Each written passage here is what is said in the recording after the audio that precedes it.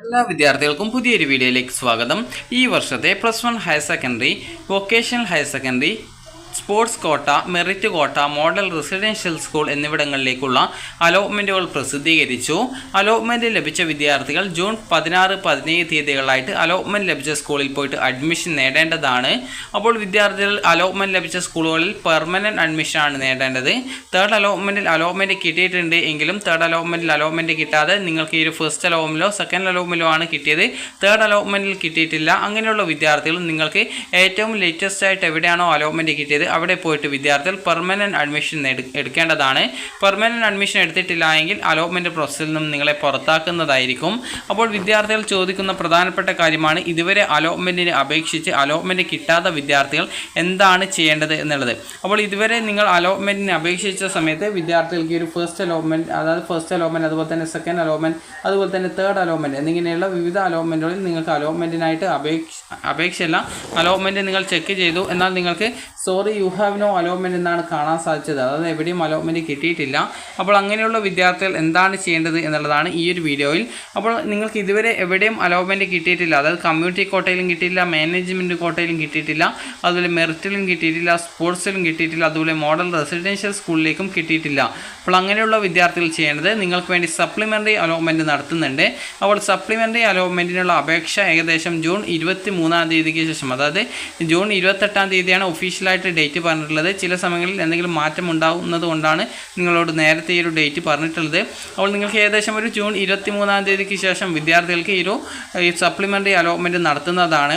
അപ്പോൾ ആ ഒരു സമയത്ത് വിദ്യാർത്ഥികൾ ചെയ്യേണ്ട പ്രധാനപ്പെട്ട കാര്യം എന്ന് പറയുന്നത്, നിങ്ങൾക്ക് ഇതുവരെ അലോട്ട്മെൻറ്റിന് അപേക്ഷ സമർപ്പിക്കാൻ സാധിക്കാതിരുന്ന വിദ്യാർത്ഥികൾ, അതുപോലെ തന്നെ ഇതുവരെ അലോട്ട്മെൻറ്റിന് അപേക്ഷിച്ചു, അതുപോലെ അലോട്ട്മെൻറ്റ് കിട്ടി, എന്നാൽ സ്കൂളിൽ പോയ സമയത്ത് അപേക്ഷയിൽ ഏതെങ്കിലും വിവരങ്ങൾ തെറ്റായാണ് നൽകിയിട്ടുള്ളത്, അതുകൊണ്ട് നിങ്ങൾക്ക് അഡ്മിഷൻ തരില്ല എന്ന് പറഞ്ഞിട്ടുണ്ടായിരുന്നു. നമ്മൾ അങ്ങനെയുള്ള വിദ്യാർത്ഥികൾ, അതുപോലെ തന്നെ ഇതുവരെ അപേക്ഷ സമർപ്പിക്കുകയും എന്നാൽ നിങ്ങൾക്ക് ഇതുവരെ ഫസ്റ്റിലോ സെക്കൻഡിലോ തേർഡ് അലോട്ട്മെൻറ്റ് കിട്ടാത്ത വിദ്യാർത്ഥികൾ എന്നിങ്ങനെയുള്ള വിവിധ വിഭാഗം വിദ്യാർത്ഥികൾക്ക് ഈ ഒരു +1 സപ്ലിമെൻ്ററി അലോട്ട്മെൻറ്റിൽ അപേക്ഷിക്കാൻ സാധിക്കുന്നതാണ്.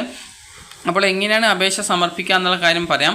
ഈ ഒരു വെബ്സൈറ്റിൽ നിങ്ങൾക്ക് സപ്ലിമെൻ്ററി അലോട്ട്മെൻറ്റിന് മുന്നോടിയായിട്ട് വാക്കൻസി ലിസ്റ്റ് പ്രസിദ്ധീകരിക്കുന്നതായിരിക്കും. അതായത് ഓരോ സ്കൂളിൽ എത്ര വീതം സീറ്റ് ഉണ്ട്, അതുപോലെ തന്നെ ആ ഒരു കാറ്റഗറി തിരിച്ച് ഓരോ റിസർവ്ഡ് സീറ്റിലും എത്ര വാക്കൻസീസ് ആണുള്ളത്, ഇതുപോലുള്ള ഡീറ്റെയിൽസ് കൃത്യമായിട്ട് നിങ്ങൾക്ക് ആ ഒരു വാക്കൻസി ലിസ്റ്റിൽ ഉണ്ടായിരിക്കുന്നതാണ്. അപ്പോൾ അതുപോലെ തന്നെ വിദ്യാർത്ഥികൾ ശ്രദ്ധിക്കേണ്ട പ്രധാനപ്പെട്ട കാര്യം എന്ന് പറയുന്നത്, അതിനുശേഷം എങ്ങനെയാണ് ഈ ഒരു അപേക്ഷ സമർപ്പിക്കുക എന്നുള്ളതാണ്.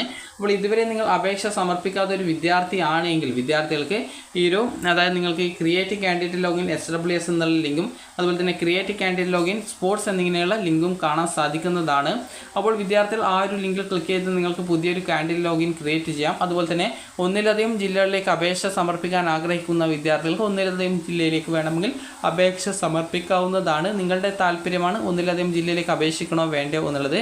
അതിനുശേഷം നിങ്ങൾ ചെയ്യേണ്ടത്, നിങ്ങൾക്ക് ഈ ഒരു അലോട്ട്മെൻറ്റിനായിട്ട് നിങ്ങൾക്ക് അപേക്ഷ, അതായത് ഇതുവരെ സമർപ്പിക്കാത്ത വിദ്യാർത്ഥികൾ ഈ ഒരു കാൻഡിഡേറ്റ് ലോഗിൻ ക്രിയേറ്റ് ചെയ്യുക.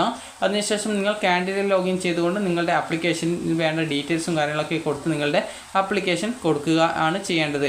അതുപോലെ തന്നെ ഇതുവരെ അലോട്ട്മെൻറ്റിന് അപേക്ഷിച്ച് അലോട്ട്മെൻറ്റ് കിട്ടാത്ത വിദ്യാർത്ഥികളാണെങ്കിൽ നിങ്ങൾ ഈ ഒരു അലോട്ട്മെൻറ്റ് സമയത്ത് നിങ്ങൾ ചെയ്യേണ്ടതും, അതുപോലെ തന്നെ അപേക്ഷയിൽ തെറ്റ് കാരണം സ്കൂളിൽ നിന്നും അഡ്മിഷൻ ലഭിക്കാതിരുന്ന വിദ്യാർത്ഥികളും ചെയ്യേണ്ടത്, ആ ഒരു സമയത്ത് നിങ്ങൾക്ക് കാൻഡിഡേറ്റ് ലോഗിൻ SWS എന്ന് പറഞ്ഞിട്ട് ഇതുപോലെ ലിങ്ക് കാണാൻ പറ്റും. ജസ്റ്റ് നിങ്ങൾ അതിൽ ക്ലിക്ക് ചെയ്യുക. ക്ലിക്ക് ചെയ്ത ശേഷം നിങ്ങളുടെ ആപ്ലിക്കേഷൻ നമ്പറും പാസ്വേഡും ജില്ലയും കൊടുക്കുക, ലോഗിൻ ചെയ്യുക.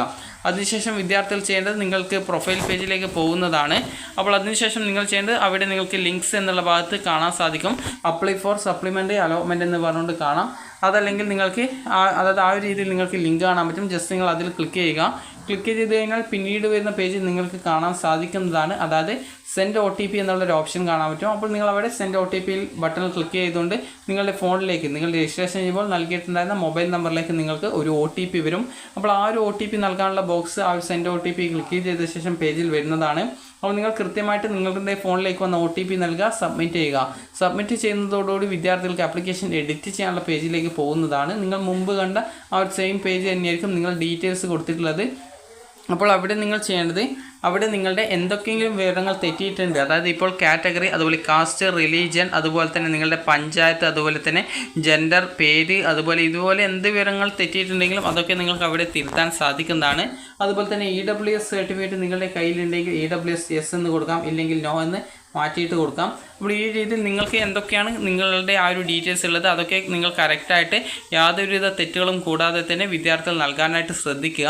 അപ്പോൾ ഇങ്ങനെ നൽകിയ ശേഷം നിങ്ങൾ ചെയ്യേണ്ടത് ഈ ഒരു രീതിയിൽ നിങ്ങൾക്ക് ഓരോ സ്റ്റെപ്പും നിങ്ങൾ കണ്ടിന്യൂ ചെയ്ത് പോകുന്ന സമയത്ത് എവിടെയെങ്കിലും തെറ്റുണ്ടോ എന്നുള്ളതൊക്കെ കൃത്യമായിട്ട് പരിശോധിക്കാം. നിങ്ങളുടെ പേര്, അഡ്രസ്സ്, അതുപോലെ തന്നെ പിൻകോഡ്, പഞ്ചായത്ത്, അതുപോലെ മുനിസിപ്പാലിറ്റി, കോർപ്പറേഷൻ, അതുപോലെ തന്നെ താലൂക്ക് എന്നിങ്ങനെ എന്തെങ്കിലും വിവരങ്ങൾ തെറ്റിയിട്ടുണ്ടെങ്കിൽ ആ ഒരു തെറ്റായിട്ടുള്ള വിവരങ്ങളൊക്കെ നിങ്ങൾ കൃത്യമായിട്ട് തിരുത്തുക.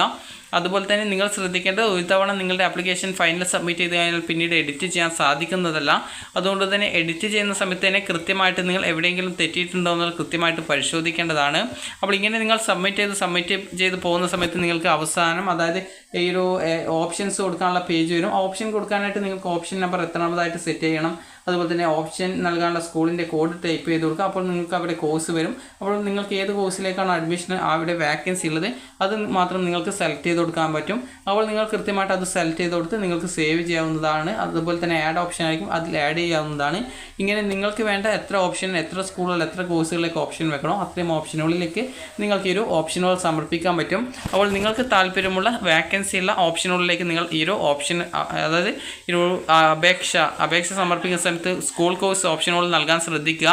അപ്പോൾ ഇങ്ങനെ നൽകിയ ശേഷം നിങ്ങൾ ചെയ്യേണ്ടത് നിങ്ങൾക്ക് സേവ് ഓപ്ഷനില്ല സബ്മിറ്റ് ഓപ്ഷൻ ഉണ്ടാകും. അപ്പോൾ അതിൽ ക്ലിക്ക് ചെയ്ത് നിങ്ങളുടെ ആപ്ലിക്കേഷനിലെ ആ ഒരു ഓപ്ഷൻ പേജ് സേവ് ചെയ്യുക, അത് സബ്മിറ്റ് ചെയ്യാവുന്നതാണ്. അതിനുശേഷം നിങ്ങൾക്ക് വല്ല സർട്ടിഫിക്കറ്റ് ഡീറ്റെയിൽസോ കാര്യങ്ങളോ കൊടുക്കാനുണ്ടെങ്കിൽ അതൊക്കെ കൊടുക്കുക. അപ്പോൾ ഇങ്ങനെ എല്ലാ സ്റ്റെപ്പും നിങ്ങൾ കംപ്ലീറ്റ് ചെയ്ത് പോകുമ്പോൾ ഏറ്റവും ലാസ്റ്റായിട്ടൊരു പ്രിവ്യൂ പേജ് എത്തുന്നതാണ്. പ്രിവ്യൂ പേജ് എന്ന് പറയുമ്പോൾ ഏകദേശം ഫുള്ളായിട്ട് ഒരു പച്ച കളറിലായിട്ടാണ് ഉണ്ടാവുക. അപ്പോൾ അതിൽ നിങ്ങൾ നൽകിയിട്ടുള്ള എല്ലാവിധ ഡീറ്റെയിൽസും ഉണ്ടാവും. അപ്പോൾ അതൊക്കെ ഒരു 2-3 പ്രാവശ്യം ജസ്റ്റ് ഒന്ന് വായിച്ച് നോക്കുക. കാരണം എവിടെയെങ്കിലും തെറ്റുണ്ടെങ്കിൽ തിരുത്താവുന്നതാണ്. അതുപോലെ തന്നെ നിങ്ങൾക്ക് അഡ്മിഷൻ ആഗ്രഹിക്കുന്ന സ്കൂൾ കോഴ്സുകൾ വേക്കൻസി അനുസരിച്ച് നിങ്ങൾ ഓപ്ഷൻസ് കൊടുക്കുക. അപ്പോൾ അതിനുശേഷം വിദ്യാർത്ഥികൾ ചെയ്യേണ്ട പ്രധാനപ്പെട്ട കാര്യം എന്ന് പറയുന്നത് വിദ്യാർത്ഥികളുടെ അതായത് ഈ ഒരു പ്രിവ്യൂ പേജ് കൃത്യമായിട്ട് പരിശോധിച്ച് എവിടെയെങ്കിലും തെറ്റിയിട്ടുണ്ടോ, കാസ്റ്റ്, കാറ്റഗറി, റിലീജിയൻ ഇതുപോലുള്ള കാര്യങ്ങളൊക്കെ തെറ്റിയിട്ടുണ്ടോ, അല്ലെങ്കിൽ നൽകിയിട്ടുള്ള ഓപ്ഷൻസ് നിങ്ങൾക്ക് എല്ലാം വേണ്ടത് തന്നെയല്ലേ, അതുപോലെ കോഴ്സും കാര്യങ്ങളൊക്കെ നിങ്ങൾക്ക് വേണ്ടത് തന്നെയല്ലേ എന്നുള്ള കാര്യം നിങ്ങൾ ആദ്യം തന്നെ ഉറപ്പുവരുത്തുക. കാരണം ഫൈനൽ കൺഫർമേഷൻ ചെയ്താൽ യാതൊരു കാരണവശാലും എഡിറ്റ് ചെയ്യാൻ പറ്റത്തില്ല. അതുപോലെ തന്നെ നിങ്ങൾ നൽകുന്ന ആ ഒരു സപ്ലിമെൻ്ററിയുടെ അലോട്ട്മെൻറ്റ് എന്ന് പറയുന്നത് ഒന്നാം സപ്ലിമെൻ്ററി, രണ്ടാം സപ്ലിമെൻ്ററി എന്നിവയ്ക്ക് പരിഗണിക്കുന്നതാണ്.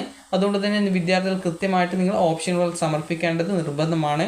അപ്പോൾ വിദ്യാർത്ഥികൾ നിങ്ങൾ കൃത്യമായിട്ട് ഓപ്ഷനുകൾ സമർപ്പിക്കുക. അതിനുശേഷം വിദ്യാർത്ഥികൾക്ക് നിങ്ങളുടെ ആപ്ലിക്കേഷൻ അതായത് എന്തെങ്കിലും എറേഴ്സ് ഉണ്ടെങ്കിൽ വിദ്യാർത്ഥികൾ ചെയ്യേണ്ടത് ആ ഒരു പ്രിവ്യൂ പേജിൽ ആ ഒരു ഡീറ്റെയിൽസിന് നേരെയും എഡിറ്റ് ഓപ്ഷൻ എന്ന് പറഞ്ഞുകൊണ്ട് ഇപ്പോൾ നിങ്ങളുടെ പേഴ്സണൽ ഡീറ്റെയിൽസ് ആണെങ്കിൽ എഡിറ്റ് പേഴ്സണൽ ഡീറ്റെയിൽസ്, അതുപോലെ മാർക്കാണെങ്കിൽ എഡിറ്റ് മാർക്ക് ഡീറ്റെയിൽസ് എന്നിങ്ങനെയുള്ള ലിങ്ക് കാണാൻ പറ്റും. അപ്പോൾ ഒരു പച്ച കളറിലാണ് എഡിറ്റ് ബട്ടൺ ഉണ്ടാവുക. അതിൽ ക്ലിക്ക് ചെയ്ത് നിങ്ങൾക്ക് വേണമെങ്കിൽ എഡിറ്റ് ചെയ്യാവുന്നതും അത് തിരുത്താവുന്നതും അതിനുശേഷം പിന്നെ നേരത്തെ ചെയ്തതുപോലെ സബ്മിറ്റ് ചെയ്ത് പ്രിവ്യൂ പേജിലേക്ക് വരാവുന്നതുമാണ്. അങ്ങനെ പ്രിവ്യൂ പേജ് കൃത്യമായിട്ട് നിങ്ങൾ പരിശോധിച്ച് എവിടെയെങ്കിലും തെറ്റോ മറ്റോ ഉണ്ടെങ്കിൽ അത് വീണ്ടും തിരുത്തുക. ഇതേ രീതിയിൽ സബ്മിറ്റ് ചെയ്ത് നേരെ പ്രിവ്യൂ പേജിലേക്ക് വരിക.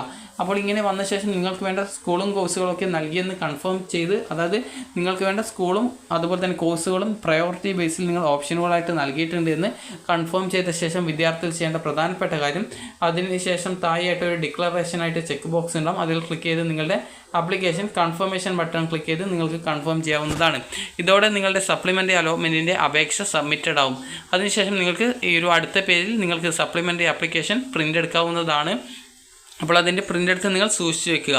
അതിനുശേഷം നിങ്ങൾ ചെയ്യേണ്ട പ്രധാനപ്പെട്ട കാര്യം എന്ന് പറയുന്നത് സപ്ലിമെൻ്ററി ഘട്ട അലോട്ട്മെൻറ്റ് റിസൾട്ട് വരുന്ന സമയത്ത് കൃത്യമായിട്ട് നിങ്ങൾ കാൻഡിഡേറ്റ് ലോഗിൻ ചെയ്ത് പരിശോധിച്ച് നിങ്ങൾക്ക് അലോട്ട്മെൻറ്റ് കിട്ടിയിട്ടുണ്ട് എങ്കിൽ സപ്ലിമെൻ്ററി ഘട്ട അലോട്ട്മെൻറ്റുകളിൽ നിങ്ങൾ പോയിട്ട് അഡ്മിഷൻ നേടുകയാണ് ചെയ്യേണ്ടി വരിക. അപ്പോൾ വിദ്യാർത്ഥികൾക്ക് ഈ ഒരു വീഡിയോ ഉപകാരപ്രദമായിട്ടുണ്ടെന്ന് കരുതുന്നു. അപ്പോൾ ഇതുവരെ അലോട്ട്മെൻറ്റിന് അപേക്ഷ സമർപ്പിച്ച് അലോട്ട്മെൻറ്റ് കിട്ടാത്ത വിദ്യാർത്ഥികളും അതുപോലെ അപേക്ഷയിൽ തെറ്റ് കാരണം അഡ്മിഷൻ കിട്ടാതിരുന്ന വിദ്യാർത്ഥികളും അതുപോലെ തന്നെ ഇതുവരെ അപേക്ഷിക്കാൻ സാധിക്കാതിരുന്ന വിദ്യാർത്ഥികളും ഈ ഒരു +1 സപ്ലിമെൻ്ററി ഘട്ട അലോട്ട്മെൻറ്റിന് അപേക്ഷിക്കുക. അപ്പോൾ നിങ്ങൾക്ക് ഈ ഒരു വീഡിയോ ഉപകാരപ്രദമായിട്ടുണ്ടെങ്കിൽ ലൈക്ക് ചെയ്യുക, ഷെയർ ചെയ്യുക. Thank you for watching.